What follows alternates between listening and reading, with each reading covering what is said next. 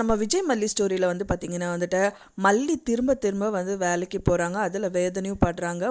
ரெண்டாவது தடவையாகவும் போகிறாங்க, அப்போவும் வந்துட்டு மாட்டிக்கிறதுக்கான சான்சஸ் நிறையாவே மல்லிக்கு இருக்குது. ஸோ அந்த மாதிரி தான் வந்து எபிசோட்ஸ் வந்து காமிச்சிட்ருக்காங்க. அப்படியே இருந்தாலும் அவங்க ரெண்டு பேருக்குள்ள ரொமான்ஸ் வந்துட்டு திரும்ப திரும்ப ஏதோ ஒரு சின்ன சின்ன விஷயங்கள்னால வந்துட்டே இருக்குது அப்படின்னே சொல்லலாம். விஜய் வந்து பார்த்திங்கன்னா மல்லிக்கு வந்துட்டு சாரீ வாங்கிட்டு வந்தார். மொட்டை மாதிரிக்கு போகிறாங்க. மல்லி அப்படின்னு சொல்லிட்டு அவங்க தோள்பட்டை தட்டினவுடனே வந்துட்டு அவங்க திரும்புகிறாங்க. அப்புறம் ஹக் பண்ணுறாங்க, ஸோ கிஸ் பண்ணுறாங்க. ஸோ இந்த மாதிரி எல்லா விஷயங்கள் நடக்குது. அது மட்டும் இல்லாமல் கீழே வராங்க. கீழே வந்தவொடனே அவங்க சாரீ வந்து கட்டிட்டு வந்திருக்காங்க, விஜய் கொடுத்த சாரியை. அதை பார்த்தவொடனே வந்துட்டு அவங்க ரொம்பவே மயங்கி போகிறார் விஜய் அப்படின்னு சொல்லலாம். ஸோ இந்த மாதிரி எல்லாம் விஷயங்கள் நடக்குது. அது மட்டும் இல்லாமல் வெண்பாக்கு வந்து ஸ்கூலுக்கு டைம் ஆயிடுச்சு அப்படின்னு சொன்னதுக்கப்புறம் வெண்பாவோட டாடா தான் வந்துட்டு அவளுக்கு வந்து பார்த்திங்கன்னா வந்து முடியெல்லாம் வந்து சீவி விட்றாரு. அண்ட் தென் வந்துட்டு பிளாட்டெல்லாம் போட்டுடுறாரு. ஸோ இதெல்லாம் பண்ணதுக்கப்புறமும் வந்து பார்த்திங்கன்னா ஷூ சாக்ஸ் போடும்போது ரெண்டு பேர் தலையடிச்சுக்கிறாங்க.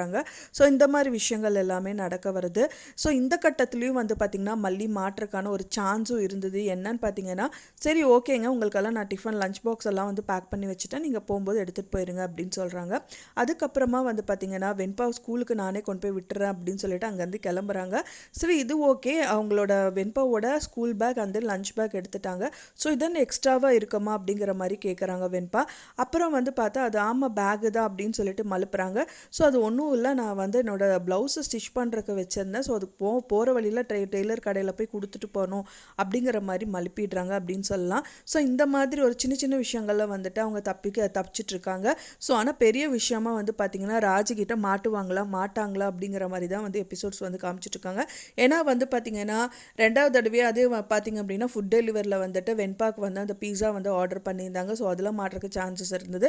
இப்போ இன்னொரு விஷயமா வந்து பார்த்திங்கன்னா இதுலேயே வந்துட்டு ராஜி ரஞ்சிதா இருக்கிற இடத்துக்கே வந்து ஃபுட் டெலிவரி ஆர்டர் வந்திருக்கு. ஸோ அது வந்து பார்த்திங்கன்னா நம்ம மல்லி தான் வந்து டெலிவர் பண்ணுறாங்க. ஸோ அவங்க ரெண்டு பேரும் உட்காந்துட்டு வந்துட்டு காஃபி குடிச்சிட்ருக்காங்க. கண்டிப்பாக வந்து மல்லியை பார்த்தாங்கன்னா கண்டிப்பாக வந்துட்டு இதுக்கும் வந்துட்டு ஏளனமாக தான் பேச நினைப்பாங்க. அது ஏளனமாக பேசுறது மட்டும் இல்லாமல் வந்துட்டு மறுபடியும் வந்துட்டு விஜய்கிட்டேயே போய் சொல்லுவாங்க. ஸோ இந்த மாதிரி விஷயங்கள் எல்லாமே நடக்க இருக்குது. முதலே விஜய்க்கு கோவம் வந்தது, அந்த சாரியை வந்துட்டு ஓகே ஒரு வார்த்தை சொல்லியிருக்கலாம் அப்படிங்கிற மாதிரி சொல்லிட்டு தான் அந்த சாரீ கொடுத்துருப்பாரு. ஆனால் இப்போ திரும்பவும் வந்து ஃபுட் டெலிவரியில் வந்துட்டு இருக்காங்க அப்படின்னா கோவம் வரதான் செய்யும் அப்படின்னு தான் எதிர்பார்க்கப்படுது.